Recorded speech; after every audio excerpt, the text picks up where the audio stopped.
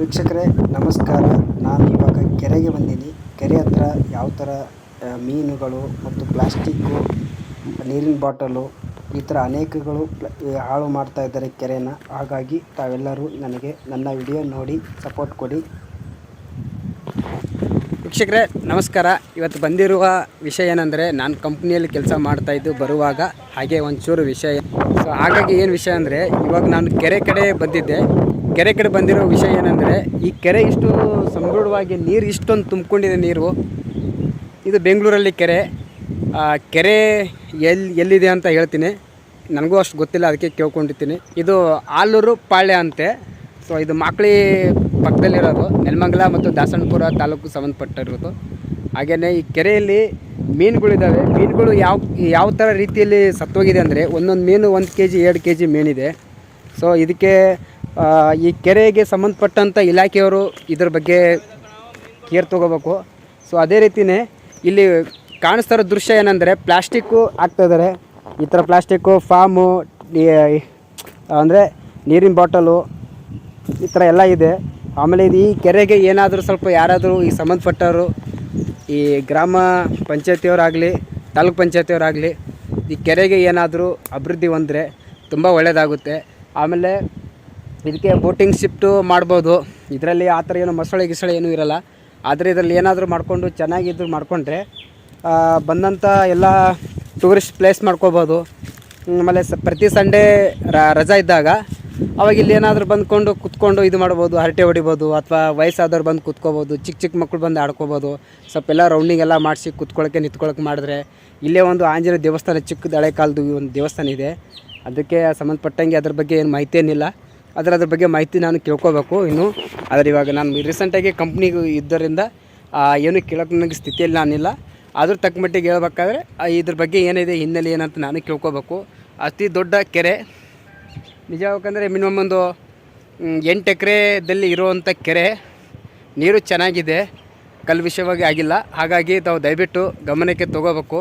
ಹಾಗೆಯೇ ಕೆರೆ ಎಲ್ಲಿದೆ ಅಂತ ತಮಗೇನಾದ್ರು ಸಂಬಂಧಪಟ್ಟವರು ನನ್ನ ಕಮೆಂಟ್ ಹಾಕಿ ಇದನ್ನು ಬಂದು ತಾವು ಸಂಧಿಸ್ಬೋದು ಮತ್ತು ನೋಡ್ಬೋದು. ಚೆನ್ನಾಗಿದೆ ಕೆರೆ ಮತ್ತು ವಾತಾವರಣವೂ ಚೆನ್ನಾಗಿದೆ, ನೋಡ್ಬೋದು. ಆಮೇಲೆ ಇಲ್ಲಿ ಪ್ಲಾಸ್ಟಿಕ್ ತಿಂದಿರುವ ಕಾರಣದಿಂದ ಈ ಥರ ಮೀನು ಸತ್ತೋಗಿದೆ. ಅದಕ್ಕೋಸ್ಕರ ಮೀನಿಗೋಸ್ಕರ ನಮ್ಮ ಒಂದು ಇದು ಏನಂದರೆ ನೋಡ್ಬೋದು, ಇಲ್ಲಿ ಮೀನು ಸತ್ತೋಗಿದೆ. ಮತ್ತು ಒಂದಲ್ಲ ಎರಡಲ್ಲ ಹಲವಾರು ಮೀನುಗಳು ಸತ್ತೋಗಿವೆ, ನೋಡ್ಬೋದು. ಎಲ್ಲ ಮುಳ್ಳು ಕಂಟಿಗಳು ಇದ್ದಾವೆ. ಸೊ ಹಾಗಾಗಿ ದಯವಿಟ್ಟು ಇದ್ರ ಬಗ್ಗೆ ಏನಾದರೂ ನಾವು ಎಲ್ಲರೂ ಕೂಡಿ ಧ್ವನಿ ಎತ್ತೋಣ. ಮತ್ತು ಅಲ್ಲಿ ಕಾಣಿಸ್ತಾ ಇದೆ, ಅಲ್ಲಿ ಮೀನು ಒಂಥರ ಬುಗ್ಗೆ ಹೊಡಿತಾ ಇದೆ ಅಲ್ಲಿ. ಅಂದರೆ ಇದರಲ್ಲಿ ಅಷ್ಟು ಚಿಕ್ಕ ಮೀನೇನಿಲ್ಲ. ಚಿಕ್ಕ ಅಂದರೆ ಮಿನಿಮಮ್ ಒಂದು 5 kg 6 kg ಮೀನು ಇರ್ಬೋದು. ಆದರೆ ದಯವಿಟ್ಟು ಯಾರೂ ಇದಕ್ಕೆ ಆಸೆಪಟ್ಟು ಮೀನು ಹಿಡಿಯೋದಾಗಲಿ ಆಮೇಲೆ ಇದು ಮಾಡೋದಾಗಲಿ ಮಾಡೋಕ್ಕೆ ಹೋಗಬೇಡಿ. ಈ ಕೆರೆ ಒಳಗೆ ಮೀನು ಇದ್ದಷ್ಟು ಈ ಕೆರೆಗೆ ಮತ್ತು ಅಂತರ್ಜಲ ಏನು ನೀರು ಇರುತ್ತೆ, ಆ ನೀರಿಗೆ ತುಂಬ ಒಂದು ಶಕ್ತಿ ವರದಾನ ಇದ್ದಂಗೆ. ಹಾಗಾಗಿ ಆ ಮೀನುಗಳನ್ನ ನಾವು ಕಾಪಾಡ್ಕೊಳ್ಬೇಕು. ಈ ಕೆರೆಯಲ್ಲಿ ಇನ್ನೊಂದು ವಿಶೇಷವಾಗಿ ಹೇಳ್ಬೇಕಂದ್ರೆ, ಈ ಮಣ್ಣು ಹರ್ಕೊಂಡು ಬಂದಿರೋಂಥ ನೀರಲ್ಲಿ ಮಣ್ಣು ಚಿಕ್ಕ ರಂಧ್ರ ಇದು ಬಂದಿದೆ. ಅಂದರೆ ಆಮ್ಲಜನಕ ನೀರು ಆ ಮಣ್ಣಲ್ಲಿರುತ್ತೆ. ಉದಾಹರಣೆಗೆ ಹೇಳ್ಬೇಕಾದ್ರೆ ಇಲ್ಲಲ್ಲಿ ಕಲ್ಲಲ್ಲಿ ಕೂಡ ಗಿಡ ಬೆಳಿತವೆ. ಅದೇ ರೀತಿಯೇ ನಾವು ತಿನ್ನುವಂಥ ಆಹಾರದಲ್ಲಿ ಟೊಮೆಟೊ ಹಣ್ಣು ಹಾಕ್ತೇವೆ, ಟೊಮೆಟೊ ಹಣ್ಣು ಮಾಡ್ತೇವೆ. ಅದೇ ಟೊಮೆಟೊ ಹಣ್ಣು ಇಲ್ಲಿ ಯಾವ ಥರ ಬೆಳ್ಕೊಂಡಿದೆ ನೋಡಿ, ಬಿದ್ದೋದ್ರೂ ಕೂಡ ಅದರ ಹಣ್ಣುಗಳಿದ್ದಾವೆ, ನೋಡ್ಬೋದು ಎಷ್ಟೊಂದಿದ್ದಾವೆ. ಮತ್ತು ಇಲ್ಲೊಂದು ಗಿಡ ಇದೆ, ಮರ ಇದೆ, ಎಷ್ಟೊಂದು ಬೇರ ಯಾವ ಥರ ಆಳವಾಗಿ ಅದು ಒಣಗೋಗಿದೆ. ಆದರೂ ಇದು ಆಗಿಲ್ಲ, ಆದರೂ ಚೆನ್ನಾಗಿದೆ. ನೋಡ್ಬೇಕು ಎಷ್ಟೊಂದು ಬೇರೆಲ್ಲ ಬಿಟ್ಕೊಂಡಿದೆ ಹೊರಗೆ. ಇದೆಲ್ಲ ಕಲ್ಲುಗಳೆಲ್ಲ ಒಂದು ಲೈನ್ಗೆ ಹಾಕವ್ರೆ. ಆದರೂ ಮರ ಮಾತ್ರ ಸ್ವಲ್ಪನೂ ಅಲ್ಲಾಡ್ದೇ ಸ್ಟ್ಯಾಂಡ್ ಆಗಿದೆ. ಅದೇ ನಮ್ಮ ಮನುಷ್ಯನ ಜೀವನ. ನಾವು ಎಷ್ಟೇ ಒಳ್ಳೇದು ಮಾಡಿದ್ರು ಕೆಟ್ಟದ್ದು ಮಾಡಿದ್ರು ಈ ಪರಿಸರವನ್ನು ಹಾಳು ಮಾಡಬಾರ್ದು. ಇವನ ಪರಿಸರ ಹಾಳು ಮಾಡ್ತಾಯಿದ್ರೆ ಒಂದಲ್ಲ ಒಂದಿನ ದಂಡ ಕಟ್ಟಬೇಕಾಗುತ್ತೆ. ಅದಕ್ಕೋಸ್ಕರ ನೋಡ್ಬೋದು ಇಲ್ಲೆಲ್ಲ ಯಾವ ಥರ ಕಲ್ಲುಗಳನ್ನು ಒಂದು ಸ್ಟೆಪ್ ಬೈ ಸ್ಟೆಪ್ ಇಟ್ಕೊಂಡು ನೀರು ಸಂಗ್ರಹ ಮಾಡೋಕ್ಕೋಸ್ಕರ ಮಾಡಿದ್ದಾರೆ. ಅಕ್ಕಪಕ್ಕ ನೋಡಲ್ಲಿ ಕಾರಂಜಿ ಜಿಗ್ತಾ ಇದೆ, ಕಾಣಿಸ್ತಾ ಇದೆ. ಸೊ ನೋಡ್ಬೋದು ನೀರು ಎಷ್ಟು ದೊಡ್ಡದಿದೆ, ಕೆರೆ ಹೆಂಗಿದೆ. ಇದು ಖಜೂರ್ ಗಿಡ ಅಲ್ವಾ?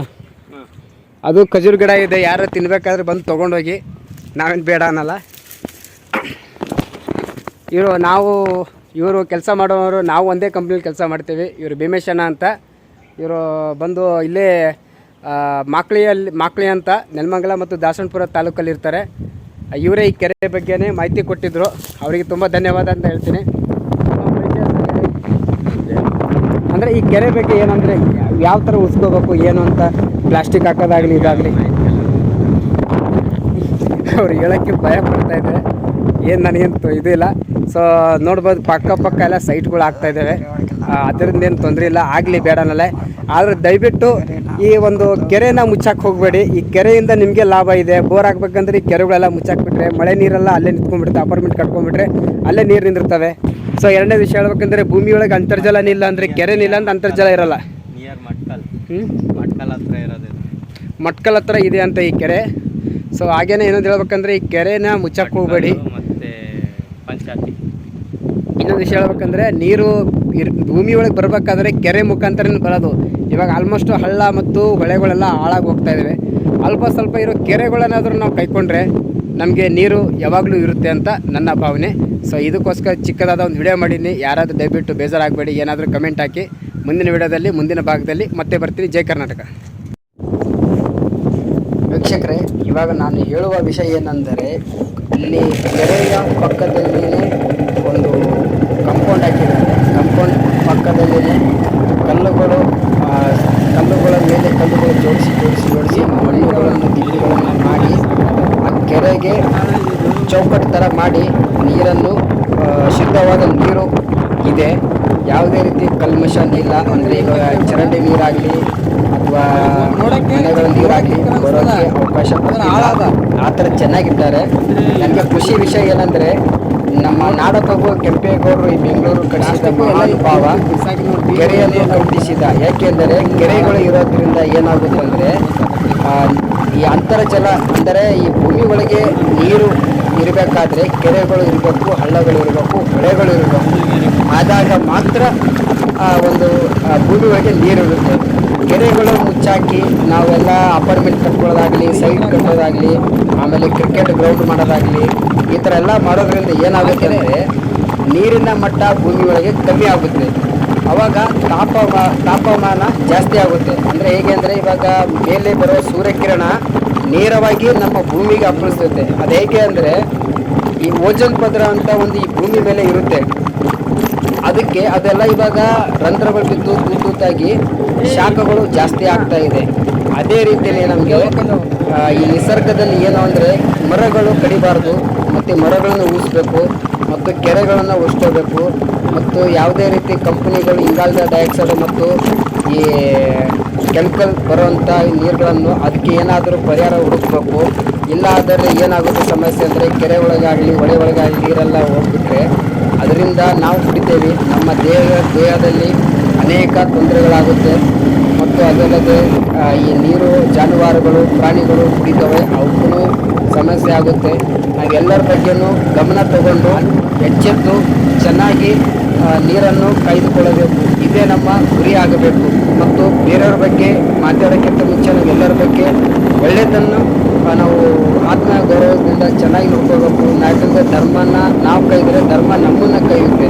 ಅದೇ ರೀತಿಯೇ ನಾವು ಈ ನಿಸರ್ಗನ ಪ್ರೀತಿಸಬೇಕು. ನಿಸರ್ಗನ ನಾವು ಎಷ್ಟೊಂದು ಚೆನ್ನಾಗಿ ನೋಡ್ಕೊತೇವೆ, ನಿಸರ್ಗ ನಮಗೆ 1000 ವರ್ಷ ಕಾಪಾಡುತ್ತೆ. ಇವಾಗಿನ ಕಾಲದಲ್ಲಿ ಹೇಳಬೇಕಾದ್ರೆ ಈ ಕಲಿಯುಗದಲ್ಲಿ ನೀರು ಆಗಲಿ ಗಾಳಿ ಆಗಲಿ ಎಲ್ಲನೂ ಕಲ್ಮಶ ಆಗ್ತಾ ಇದೆ. ಅದಕ್ಕೋಸ್ಕರ ನಾವು ದಯವಿಟ್ಟು ಎಲ್ಲನೂ ನಾವು ಕಾಪಾಡಿಕೊಳ್ಳುವುದು ನಮ್ಮ ಧರ್ಮ. ಹೀಗೆಲ್ಲ ಮಂದಿಗೆ ಹೇಳಬೇಕು. ನಾವು ಹೇಳೋಕೆ ಹೋದರೆ ಏನಾದರೂ ಕಮೆಂಟ್ ಹಾಕಿ ನಿನ್ನ ವಿಡಿಯೋ ನೀನು ಬರಲಿ, ಈ ಥರ ಮಾಡೋದ್ರಿಂದ ನನಗೆ ಲೈಕ್ ಕೊಡಲ್ಲ, ಕಮೆಂಟ್ ಹಾಕಲ್ಲ. ಸೊ ನನಗೆ ಲೈಕ್ ಆಗಲಿ ಕಮೆಂಟ್ ಆಗಲಿ ಯೂಸ್ ಆಗಲಿ ಬೇಕಾಗಿಲ್ಲ. ನನಗೆ ಹೇಳೋದೇನೆಂದರೆ, ನನ್ನ ಪರಿಸರ ನನ್ನ ಹಕ್ಕು. ಹಾಗೆ ಪರಿಸರಕ್ಕೋಸ್ಕರ ನಾನು ಎಷ್ಟು ಬೇಕಾದರೂ ಕಷ್ಟಪಡ್ತೀನಿ. ನನಗೆ ದೇವರ ಆ ಚಾಮುಂಡೇಶ್ವರಿ ಮತ್ತು ಶ್ರೀ ಶ್ರೀ ಸಿದ್ದರಾಮೇಶ್ವರ ಮತ್ತು ಸಿದ್ದಾರೂಢ ಅವರ ಆಶೀರ್ವಾದದೊಂದಿಗೆ ನಾನು ಸ್ಮರಿಸುತ್ತಾ ಎಲ್ಲರಿಗೂ ನನ್ನ ವಿಡಿಯೋ ತಲುಪಿಸ್ತಾ ಇದ್ದೀನಿ. ತಾವು ದಯವಿಟ್ಟು ಎಲ್ಲರೂ ನನ್ನ ವಿಡಿಯೋ ನೋಡಿ ಸಪೋರ್ಟ್ ಕೊಡಿ. ಇದೇ ರೀತಿಯೇ ಹೆಚ್ಚಿನ ಮಾಹಿತಿ ಕೊಡ್ತಾ ಇರ್ತೀನಿ. ನೀವು ನನ್ನ ವಿಡಿಯೋ ನೋಡ್ತಾ ಇರಿ. ಯಾರಾದರೂ ನನ್ನ ಹೊಸ ಯೂಟ್ಯೂಬ್ ಚಾನಲ್ದಲ್ಲಿ ಹೊಸದಾಗಿ ಬಂದರೆ ದಯವಿಟ್ಟು ಸಬ್ಸ್ಕ್ರೈಬರ್ ಆಗಿ ಕಮೆಂಟ್ ಹಾಕಿ. ಅದೇ ರೀತಿಯೇ ನಾನು ವಾರಕ್ಕೂ 1 ಆಗಲಿ 2 ಆಗಲಿ ವಿಡಿಯೋ ಹಾಕ್ತಾ ಇರ್ತೀನಿ. ಆಮೇಲೆ ಶಾರ್ಟ್ ವಿಡಿಯೋ ಹಾಕ್ತಾ ಇರ್ತೀನಿ. ಸಂದೇಶ ಎಲ್ಲರಿಗೂ ತೋರಿಸ್ಬೇಕಂತಲೇ ನಾನೇನೋ ಪಣ ತೊಟ್ಟೀನಿ. ಹಾಗಾಗಿ ತಾವೆಲ್ಲರೂ ಗಮನಿಸಬೇಕು. ಮತ್ತು ಅದಲ್ಲದೆ ವಿಷಯಕ್ಕೆ ಬರ್ತೀನಿ ಇವಾಗ. ಕೆರೆಗಳು ಏನಂದರೆ, ಕೆರೆಗಳು ಇರೋದ್ರಿಂದ ಮತ್ತು ಏನಾಗುತ್ತೆ ಅಂದರೆ, ಉದಾಹರಣೆ, ಕೆರೆಗಳಿಂದ ನಮಗೆ ಆಮ್ಲಜನಕ ಹೆಚ್ಚಾಗುತ್ತೆ. ಯಾಕೆಂದರೆ ಅದರ ಪಕ್ಕದಲ್ಲಿ ಮರಗಳು ಗಿಡಗಳು ಇರ್ತವೆ. ಹಾಗಾಗಿ ಅಲ್ಲಿ ಚಿಕ್ಕ ಮಕ್ಕಳ ಜೊತೆ ಆಟ ಆಡೋದಾಗಲಿ, ವಯಸ್ಸಾದರೂ ಅಲ್ಲಿ ಬರೋದಾಗಲಿ, ಅಲ್ಲಿ ಒಂದು ಏನೋ ಮೈಗೆ ಒಂದು ರೋಮಾಂಚನ ಆಗುತ್ತೆ. ಹಾಗಾಗಿ ಕೆರೆಗಳನ್ನು ಆದಷ್ಟು ಕಾಪಾಡೋಣ, ಚೆನ್ನಾಗಿಟ್ಕೊಳ್ಳೋಣ ಅಂತ ಹೇಳ್ತಾ, ಮುಂದಿನ ವಿಡಿಯೋದಲ್ಲಿ ಇದು ಯಾವ ಕೆರೆ ಏನು ಅಂತೆಲ್ಲನೂ ಮಾಹಿತಿ ಕೊಡ್ತೀನಿ. ಇವಾಗ ಸದ್ಯಕ್ಕೆ ಆ ಕೆರೆ ಬಗ್ಗೆ ಮಾಹಿತಿ ಕೊಡೋಲ್ಲ, ಯಾಕಂದರೆ ನಮ್ಮ ಗೆಳೆಯರ ಬಳಗದಿಂದ ಅಲ್ಲಿ ಸ್ವಲ್ಪ ಪ್ಲಾಸ್ಟಿಕ್ಕು ಎಲ್ಲ ಏನು ಕ್ಲೀನ್ ಮಾಡೋದು ಅಂತ ಕಾರ್ಯಕ್ರಮ ಹೋಗಬೇಕು ಅಂದ್ಕೊಂಡಿದ್ವಿ. ಇವಾಗ ಅತಿ ಶೀಘ್ರದಲ್ಲಿ ಅಂಗನವಾಡಿಯನ್ನು ಕ್ಲೀನ್ ಮಾಡೋಕ್ಕೆ ರೆಡಿ ಆಗ್ತಾ ಇದ್ದೀವಿ. ಅದನ್ನು ವಿಡಿಯೋ ಮಾಡ್ತೀವಿ. ಅದನ್ನು ವಿಡಿಯೋ ನೋಡಿ ಅದಕ್ಕೂ ತಾವೆಲ್ಲ ಬೆಂಬಲ ಕೊಡಿ, ಸಪೋರ್ಟ್ ಕೊಡಿ ಅಂತ ಹೇಳ್ತಾ, ಮತ್ತು ಈ ಮುಂದಿನ ವಿಷಯ ಏನೆಂದರೆ, ತಾವೆಲ್ಲರೂ ವಿಡಿಯೋ ಮಾಡ್ತಾ ಇದ್ದರೆ ಎಲ್ಲರೂ ವಿಡಿಯೋನು ಕಂಪ್ಲೀಟಾಗಿ ನೋಡಿ ಮತ್ತು ಲೈಕ್ ಕೊಡಿ, ಕಮೆಂಟ್ ಮಾಡಿ. ನಂದೊಬ್ಬಂದೆಲ್ಲ ಎಲ್ಲರ ವಿಡಿಯೋ ಅದೇನೇ ಈ ಯೂಟ್ಯೂಬ್ ಚಾನಲ್ ಮಾಡಿದವರ ಉದ್ದೇಶ ಮತ್ತು ನನ್ನ ಉದ್ದೇಶ ಮತ್ತು ಯೂಟ್ಯೂಬ್ ಚಾನಲ್ ಮಾಡ್ಕೊಂಡವ್ರ ಉದ್ದೇಶ, ಯಾರಿಗೂ ಹರ್ಟ್ ಮಾಡಬೇಡಿ, ಚೆನ್ನಾಗಿ ಮಾತಾಡಿ, ಚೆನ್ನಾಗಿರಿ ಅಂತ ಹೇಳ್ತಾ, ನನ್ನ ಉತ್ತರ ಕರ್ನಾಟಕದ ಇಮ್ಮಡಿ ಪುಲಿಕೇಶಿ ಅವರು, ಶ್ರೀಕೃಷ್ಣ ದೇವರಾಯ, ನಾಡಪ್ರಭು ಕೆಂಪೇಗೌಡರು, ಕ್ರಾಂತಿವೀರ ಸಂಗೊಳ್ಳಿ ರಾಯಣ್ಣ, ಕಿತ್ತೂರಾಣಿ ಚೆನ್ನಮ್ಮ ಇವರನ್ನು ಸ್ಮರಿಸುತ್ತಾ, ಇನ್ನು ಮುಂದೆ ನಾವೆಲ್ಲರೂ ಚೆನ್ನಾಗಿರೋಣ, ಖುಷಿಯಾಗಿರೋಣ. ಹಾಗೆ ನನ್ನ ಯೂಟ್ಯೂಬ್ ಚಾನಲಲ್ಲಿ ಯಾರಾದರೂ ವಿಡಿಯೋ ನೋಡ್ತಾ ಇದ್ದರೆ ದಯವಿಟ್ಟು ಸಬ್ಸ್ಕ್ರೈಬರ್ ಆಗಿ, ಕಮೆಂಟ್ ಹಾಕಿ. ಮತ್ತು ಮೀನುಗಳು ಸತ್ತೋಗಿವೆ ಹಲವಾರು, ಅದ್ರ ಬಗ್ಗೆ ನಾನು ನೋವಿದೆ. ಮುಂದಿನ ವಿಡಿಯೋದಲ್ಲಿ